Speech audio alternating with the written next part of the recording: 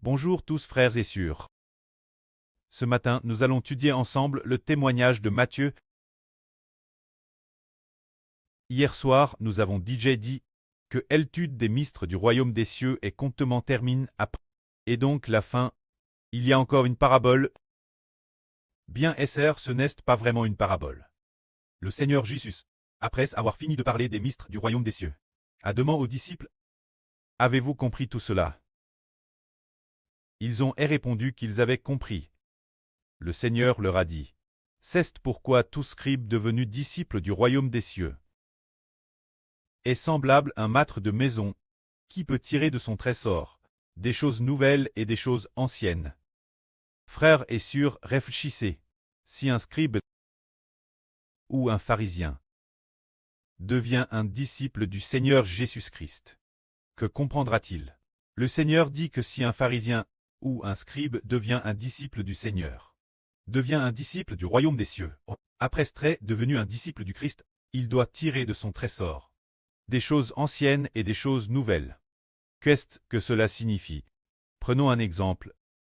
Par exemple, l'apôtre Paul, qui était autrefois pharisien, après être devenu un apôtre du Seigneur Christ, il a su comparer l'Ancien Testament et le Nouveau Testament. Il est comme une personne qui, de son propre trésor, tire des choses anciennes et des choses nouvelles. Quand l'Ancien Testament, il dira: l'Ancien Testament n'est qu'une alliance de la loi, qui ne permet absolument pas d'obtenir la vie éternelle. Ceux qui sont sous la loi sont tous contre elle par le pshach. Le Nouveau Testament est l'alliance de l'Esprit Saint. Ceux qui sont sous la guérisse seront tous sauvés. Ils obtiendront la vie éternelle. Par exemple, l'apôtre Paul, il a su comparer la différence entre l'Ancien et le Nouveau Testament. Il a compris que l'Ancien Testament n'est qu'un symbole et une préfiguration. Le Nouveau Testament est la réalité. L'Ancien Testament parle de sacrifice de buffle, sacrifice d'agneau. Le Nouveau Testament, c'est le sacrifice du Seigneur Jésus-Christ. L'Ancien Testament ne fait que dire l'homme qu'il est pécheur. Le Nouveau Testament apporte la véritable rédemption. L'Ancien Testament n'a pas donné la vie aux hommes. Le Nouveau Testament, par l'Esprit Saint venant de Jésus-Christ, permet d'obtenir la vie éternelle. C'est ainsi qu'après qu'un scribe soit devenu disciple du Seigneur Christ, il devient TRS clair concernant le mystère du salut. Tout comme l'apôtre Paul. Il a donc dit: quand j'étais pharisien autrefois, je pensais que ces articles de loi, ces commandements légaux étaient très importants, car c'était ce qu'il y avait de plus précieux. Mais maintenant, cause de Jésus, j'ai tout abandonné du passé. Tout ce que j'avais appris moi auparavant, je le considère comme de la boue et je le rejette, afin de ne pas nuire Christ. Il a donc dit: pour gagner Christ, j'ai tout abandonné. Alors, l'apôtre Paul, devenu scribe et pharisien, il a compris la différence entre l'Ancien et le Nouveau Testament, compris la différence entre la loi et la guerre.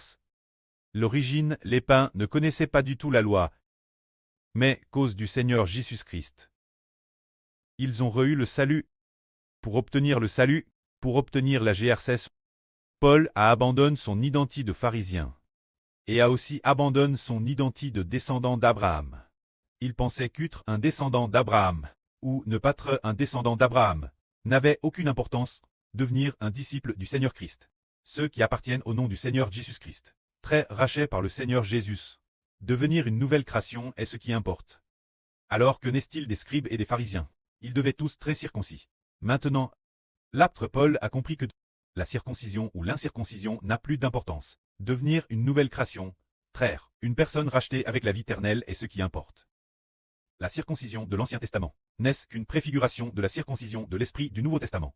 C'est ainsi que le Seigneur a dit: si un scribe devient un disciple du Seigneur, il pourra distinguer la différence entre l'Ancien et le Nouveau Testament. Maintenant, frère Heber peut aussi en distinguer une partie. Que la gloire soit auprès de Christ et au Seigneur. Amen.